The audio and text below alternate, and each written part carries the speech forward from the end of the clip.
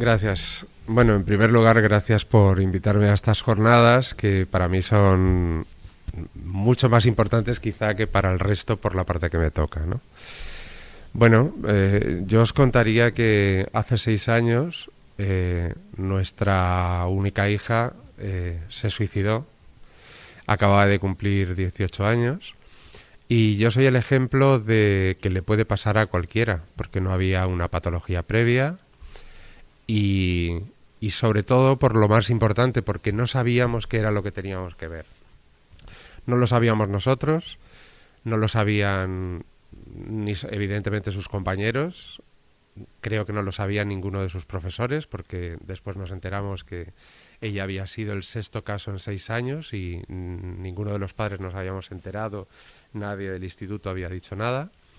No lo sabía la doctora de cabecera a la que acudimos porque dormía muy mal y que directamente le recetó antidepresivos y ansiolíticos indicándole que cuando se sintiera mal pues directamente se tomara un lorazepam.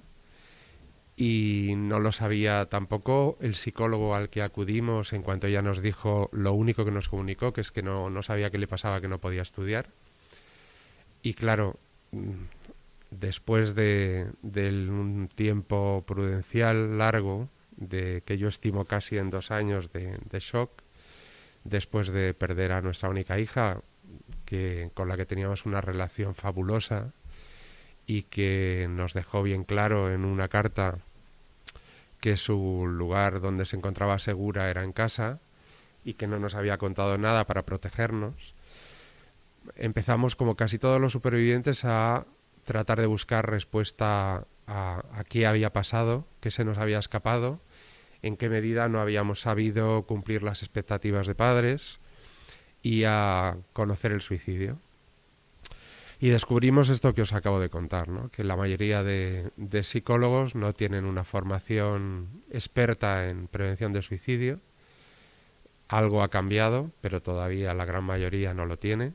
Con lo cual, cuando un padre lleva, como es nuestro caso, a su hijo o a su hija a un psicólogo, pues le puede pasar lo que nos pasó, que el psicólogo de mi hija, con el que entabló una relación fantástica, y tenían en los 3 meses que se vieron, tenían una relación de gran amistad, pues se convirtió en un superviviente más.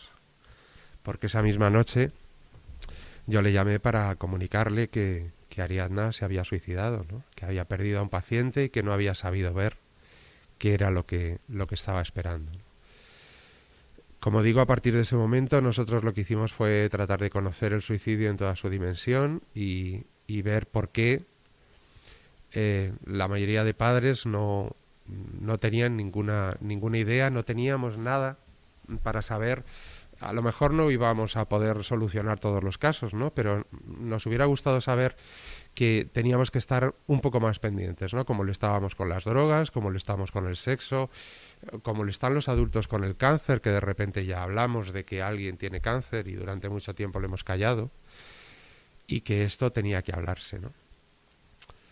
Es curioso que todavía esto sucede y nosotros justo después del suicidio de nuestra hija, en su instituto quisimos con un grupo de profesionales dar una charla a los padres para que prevenir un poco, hacer lo que tratamos de ver aquí, prevenir y que trataran de saber alguna de las cosas que podían detectar y que podían indicarles que a lo mejor convenía que alguien les viera, ¿no? Y hablara con ellos.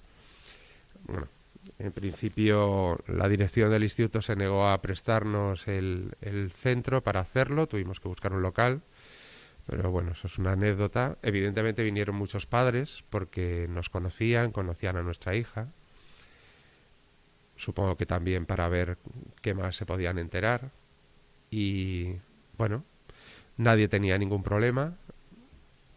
La charla acabó, volvieron a su casa y al cabo de un mes nos enteramos que al llegar a casa los chicos lógicamente preguntaron qué os han contado de Ariadna. Ellos les contaron algo y aparecieron 3 casos que lo habían intentado y 2 que lo estaban pensando y que ya afortunadamente están fuera de peligro. Y eso fue, ya os digo que fue muy, muy corto espacio después de pasarlo de Ariadna, y eso nos dio el empujón decisivo para trabajar en esto. No dijimos esto sirve, hablar sirve. Ha servido porque, bueno, por lo menos este caso tan terrible nuestro ha servido para que 5 personas probablemente hayan salvado su vida, o por lo menos para que sus padres se hayan evitado un susto tremendo, ¿no?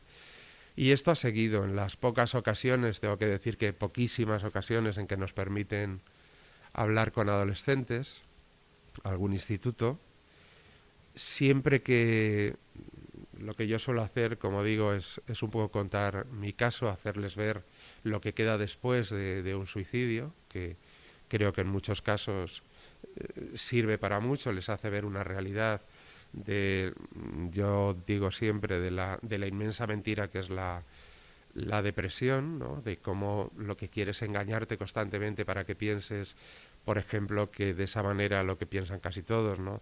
De esa manera les voy a dejar descansar y voy a quitarles preocupaciones.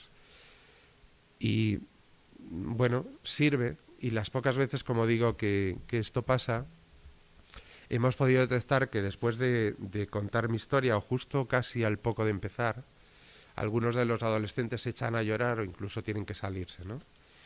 Y me parece que eso ya es un indicador para que alguien les preste atención porque algún problema hay. Y otra de las cosas para las que ha servido y sirve todo este trabajo, que os puedo asegurar que casi siempre es muy duro, es para lo que esta colaboración que tengo con la Comunidad de Madrid para participar en los cursos para el SUMA y atención primaria. Primero porque ha permitido que ya muchos, porque ya son muchas las personas que han acudido, de repente tengan constancia de que tienen que ver algo más que un adolescente que llega y les dice no sé qué me pasa, no puedo estudiar, no puedo dormir, estoy cansada, y que directamente les receten. Que lo que tienen que hacer es quizá lo primero decir, bueno, pues te voy a derivar, que te vea alguien y que determine si debe medicarse o no, o que por lo menos a lo mejor pueda haber algo que yo no puedo ver, en muchos casos porque no saben, y es perfectamente lícito, son muchas cosas, y en otras porque no tienen tiempo, y ese sería otro debate, porque a lo mejor con 3 minutos por paciente es muy difícil detectar que alguien tiene un problema que le puede llevar al suicidio, ¿no?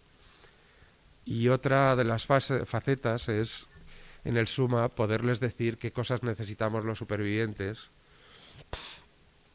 en su caso, cuando llegan a una casa como fue en nuestro caso, y hemos perdido a alguien a quien queremos mucho, y que yo sé que es muy complicado porque ellos van volcados en su trabajo con mucha prisa, y protegiéndose, les decía el otro día, protegiéndose para no ver todos los días tanto sufrimiento y no llevárselo a casa, ¿no? Pero nosotros en ese momento estamos desbordados y descolocados y necesitamos a lo mejor que una persona vaya con ellos y que sea la persona que va a ponernos, que va a darnos un abrazo o que va a ponernos un brazo por los hombros, porque lo que necesitamos no es muchas veces que nos hablen, sino que nos escuchen o que nos dejen sencillamente estar en silencio pero protegidos, ¿no?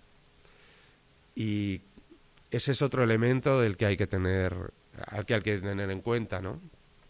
También en el entorno educativo habrá, por mucho que hagamos por la prevención, probablemente haya algún caso, y en esos casos habrá unos supervivientes y habrá que ocuparse de ellos, y ocuparse de ellos muchas veces es verles, permitirles que estén, que participen del resto de cosas. Estamos un poco cansados a veces cuando llegan supervivientes que les acaba de pasar, de ver que se les relega al olvido y se les deja aparte, ¿no? Casi todos los supervivientes decimos que hemos perdido amistades porque han desaparecido, y otros muchos elementos, ¿no? Entre ellos, cuando ha pasado cierto tiempo e incluso desde el principio, que dejen de nombrar a la persona que hemos perdido, ¿no? Y eso es terrible para nosotros, ¿no? Yo tengo muy presente a mi hija constantemente, ¿no? Y de repente la gente es un tema que elude, ¿no? Y esto también se puede aplicar, como digo, al entorno educativo, los compañeros. Yo sé que los compañeros de mi hija sufrieron muchísimo y nadie les explicó nada. Se fueron a casa, pues como cuando antes, en mi generación, que soy muy mayor, se hablaba de sexo, nadie te hablaba y tú con los amigos hablabas y sacabas las conclusiones que querías. Y claro, aquí el riesgo no es un embarazo, ¿eh? Aquí es la muerte. Aquí si nadie les explica, probablemente pase lo que acaba de describir Fernando, que ellos hablen, busquen en las redes y se crean que esas explicaciones que están encontrando sean la verdad, que se crean que nadie les va a ayudar, por ejemplo, o que no vean esas páginas de ayuda o gente que te puede prestar, que te puede dar los consejos para salir de ese momento. O otra cosa que yo siempre digo, que alguien que te cuente su adolescencia de verdad, no la adolescencia que nos hemos creado en la cabeza, ¿no? Y que decías algunos adultos, ¿no? Y que de repente han obviado todos los problemas, ¿no? Y creo que os voy a contar una anécdota que puede ser interesante incluso para los profesores. Eh, Cuando mi hija estudiaba hicieron un curso para padres y bueno, yo acudí. Normalmente he tenido más posibilidad de tiempo. Todo eran madres, menos yo, como casi siempre. Y bueno, la psicóloga, la primera pregunta que hizo es ¿cómo recordáis vosotros vuestra adolescencia, ¿no? Eh, yo era el último que tenía que contestar, afortunadamente.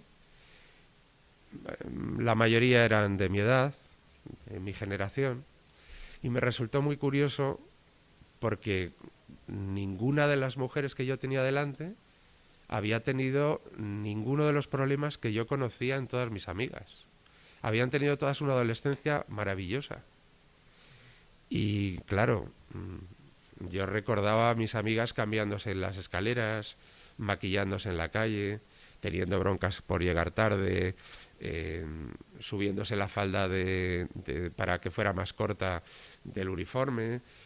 No, allí nadie había tenido discusiones, ¿no? Entonces, después hablando al final con ella, decía, esto pasa siempre. La mayoría de los adultos olvidan absolutamente su adolescencia y entonces yo siempre recomiendo que les contemos la de verdad a nuestros hijos y que les contemos que hubo un día en que estaba harto de vivir pero que luego se pasó y que me quería morir porque la primera persona de la que me enamoré me dejó o no me hacía caso, o un amigo me dio la espalda, o suspendí el curso y tuve que repetir, cualquiera de los casos, y no pasó nada. No pasó nada después. En ese momento sufrí, pero después se me olvidó y no pasó nada, porque creo que eso es muy importante. Creo que es muy importante dejar de tener ese papel de superpadres, de superhombres y supermujeres, que nunca nos ha pasado nada, que controlamos todas las situaciones, también de superprofesores a veces, tan por encima, que yo creo que les hacemos sentir muy por debajo a ellos. Y si ya la autoestima normalmente no está en su punto más álgido en la adolescencia, si además todo lo que tienes de referente está tan alto, es muy probable que no te ayude, sino que te desborde. Bueno, yo estoy muy contento de que se hable de prevención de suicidio en los centros educativos. Me parece fundamental e imprescindible. Tiene que haber, como han dicho todos mis compañeros, formación e información de expertos, de gente que lo conozca. Y también testimonios como los míos, que espero que haya más supervivientes y sobrevivientes que lo cuenten. Porque creo que a veces les dejamos a los adolescentes en un papel como si ellos no fueran a hablar de nada, pero ellos ya están hablando de suicidio, igual que están hablando de todos los temas. Y si nosotros no lo sacamos en casa, si nosotros no favorecemos que otros lo saquen en casa incluso, porque en nuestra casa se hablaba absolutamente de todo, pero en la casa propia es más difícil que esto se dé. Pero en casa de los amigos es muy probable que si los padres sacan un tema, nuestros hijos hablen de él. Y tengamos todos los padres la información. Tenemos que utilizar eso. Y otra de las cosas es tener cuidado con las autolesiones. Es fácil, si estamos atentos es fácil verlo. Incluso recomendar Yo lo hago con los médicos de atención primaria y con los enfermeros. Son los que tienen la potestad de que no tenemos nosotros de decirle a nuestros hijos desnúdate que te voy a hacer una revisión. Que si lo hacemos nosotros, os podéis imaginar los que tenéis hijos la carcajada que eso les provocaría, ¿no? Pero ellos sí pueden hacerlo y detectar una autolesión probablemente sea uno de los primeros pasos para salvar una vida. Entonces, mi resumen y mi conclusión, hablar de suicidio, pero ya, tenemos que empezar ya, tenemos que darnos prisa, porque esta pandemia, por utilizar la palabra tan repetida, lleva muchos años ya funcionando. No es una cosa de un año o dos, no hay vacuna. La vacuna somos nosotros. Ser agentes del cambio y hablar de ello. Y bueno, tenemos que hacerlo porque supongo que todos queremos a nuestros hijos. Así que hablemos de suicidio y salvemos vidas. Gracias.